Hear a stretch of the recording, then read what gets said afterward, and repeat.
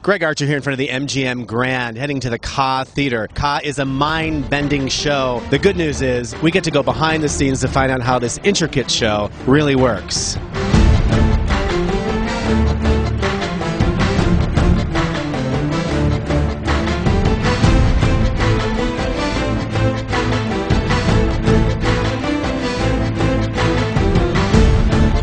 I'm here with Kat Price, backstage at Ka. So Kat, tell us about you, what you do here.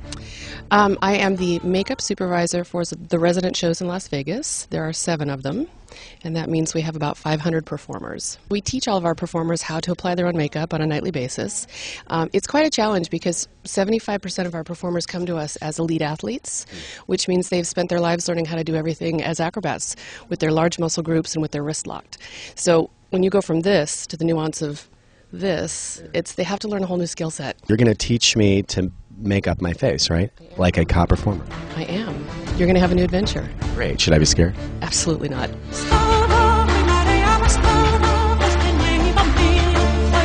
I'm just following what you did, right?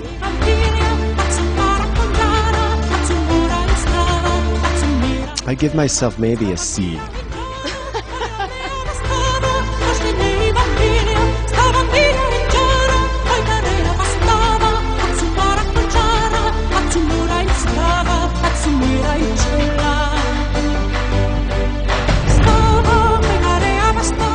All right, so how do I look?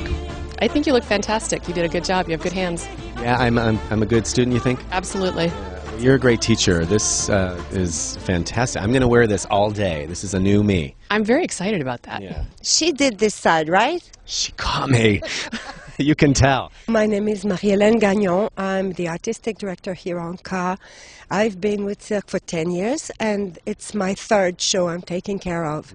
So the responsibility of an artistic director here is work on the integrations and the changes of images, but the overall quality of the show, which means all the visual, the music, the costumes, makeup, and the performance of the artists. My name is Bai Ge. I'm with another Chinese people for the group we call Wushu group. So we're doing the Chinese martial arts in the show. So I'm doing the character called lead officer. I think this show is really amazing, you know. All the artists were from, I don't know, more 10 different countries, you know. But we feels like a big family, you know.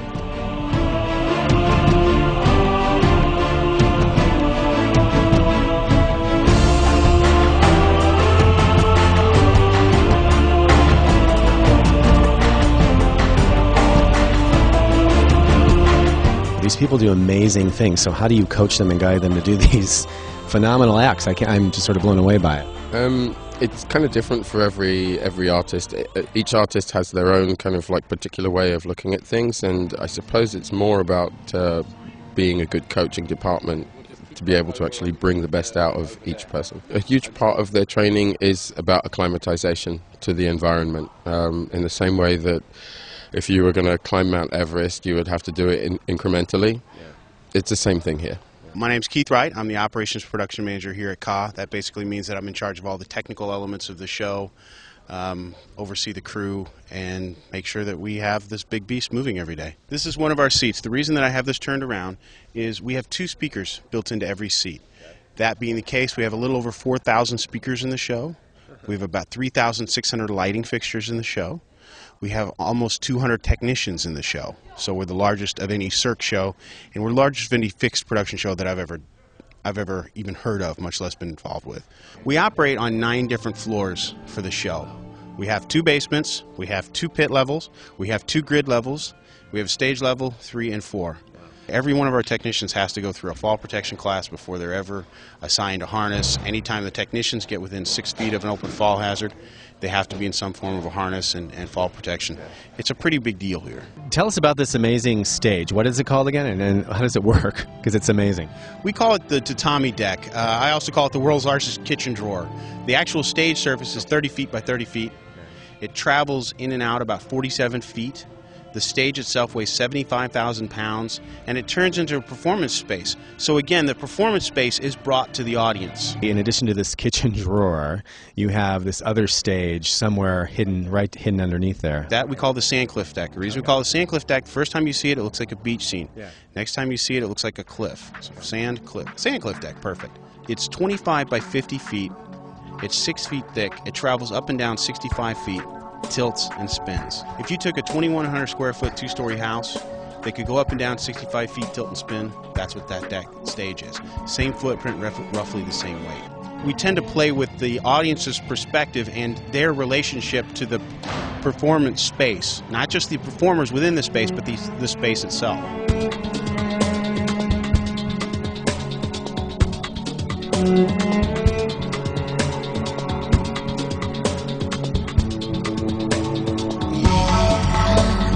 So when you think of Ka, in the Ka experience, what words come to your mind?